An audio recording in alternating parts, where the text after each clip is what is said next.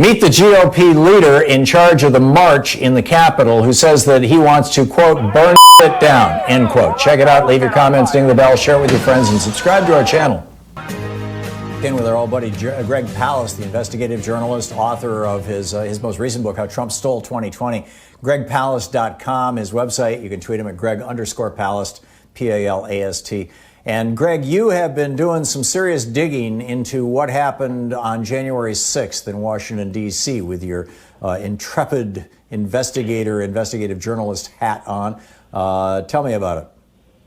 Okay, some nasty news. Number one, the guy that Trump put in charge of the march is a guy named Ali Alexander. Now, he's gotten some publicity because we filmed him, that is Zach Roberts, who follows the white supremacists and been following him for years, filmed him in Georgia just before moving on to D.C., that unless they pick Trump, quote, we will light the whole blank, I can't say it on air, on fire. The S word. So he's already threatening arson in both Georgia and in Washington. We have him on camera. By the way, he's standing next to your favorite, Alex Jones.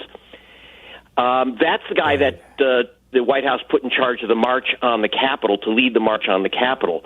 But here's the new, really ugly and terrifying information in two pieces. One, we found out that he was officially Ali Alexander in Georgia. Why was he there? Because he was officially sponsored by the Georgia Republican Party and the National Republican Senate campaign run by Rick Scott to lead the GOP's Get Out the Vote rally. I kid you not. He was their sponsored speaker, the guy, and this is after we reported his threats to burn down the Capitol. They used him to draw and get out the vote. The GOP was running a get out the vote strategy after the vote had already happened? What am I missing? This is not after the riot. This is before the riot. We'd reported on Ali's threats to burn down the Capitol. This is a couple of weeks before he went to the Capitol.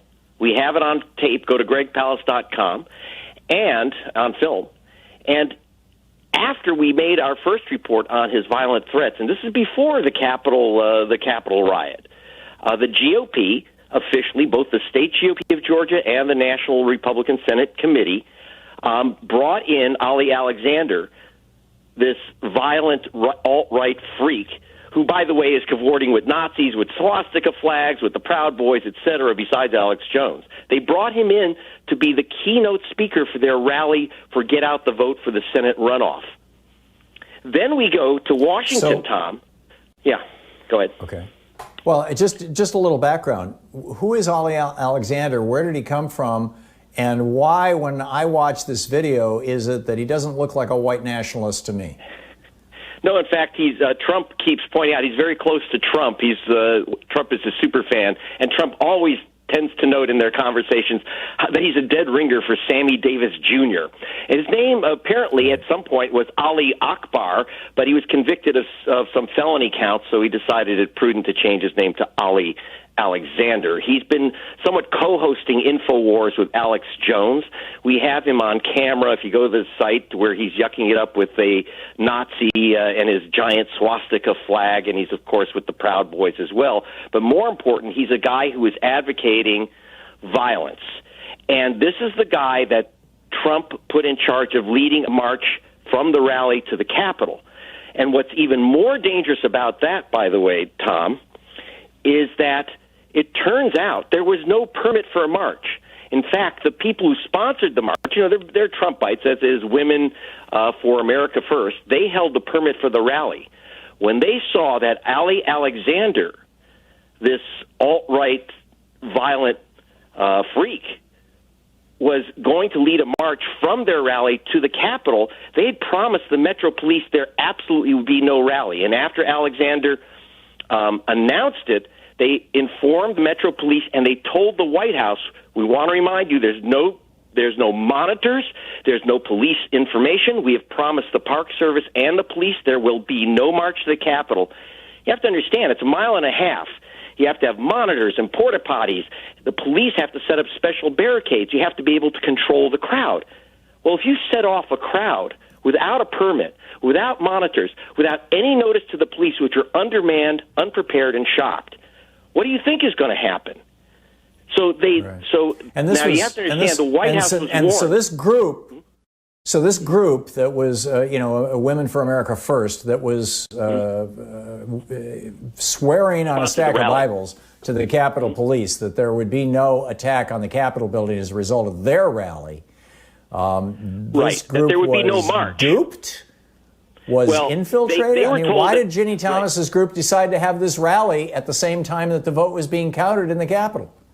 Oh, they wanted to have a rally. They thought, they're supporting their man. We protested against Bush's theft of the election. They want to scream and holler and protest. Well, that's America. What isn't America Right. is that the police were told, don't worry, there will be no march to the Capitol. No march to the Capitol. We have it in writing.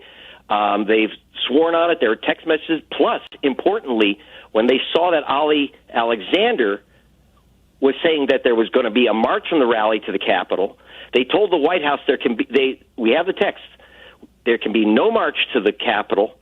And the first time that the Capitol Police, the first time that even the sponsors of the rally, the first time anyone knew that there actually was going to be a march was when Trump announced it at 12:15 p.m.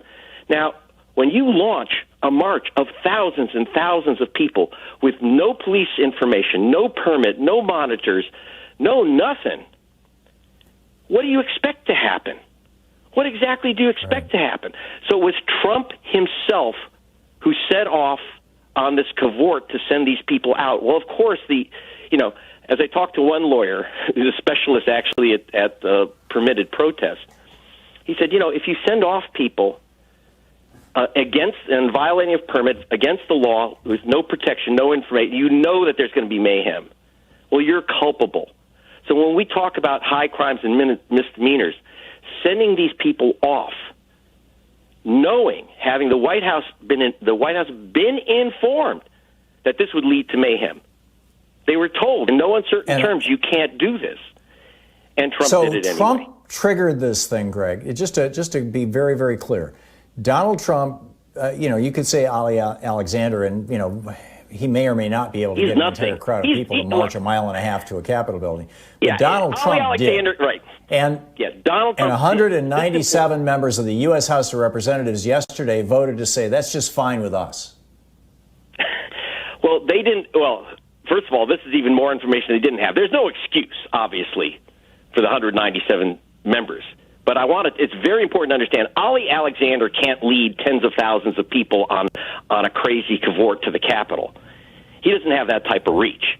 It was Donald Trump, his superfan, who picked up his notices that there would be a march, despite the White House being told, Ali Alexander's dangerous. They were told he was dangerous. They knew it. And they also said, you can't do this. It's against the law. There's COVID restrictions. You can't have a march in Washington right now because of COVID. And so they said, it's against the law. It's dangerous. We don't have the monitors. We can't do this. And Trump insisted anyway. So understand, it was Trump, Alexander and Alex Jones were put in charge of this little march by the White House. The important thing is that Donald Trump launched this crazy attack on Congress. Now, he didn't say commit violence, but when you send people off uncontrolled and unmonitored, they're angry, and you know that many are armed. What exactly do you think is going to happen? You are responsible, Mr. President. You are responsible.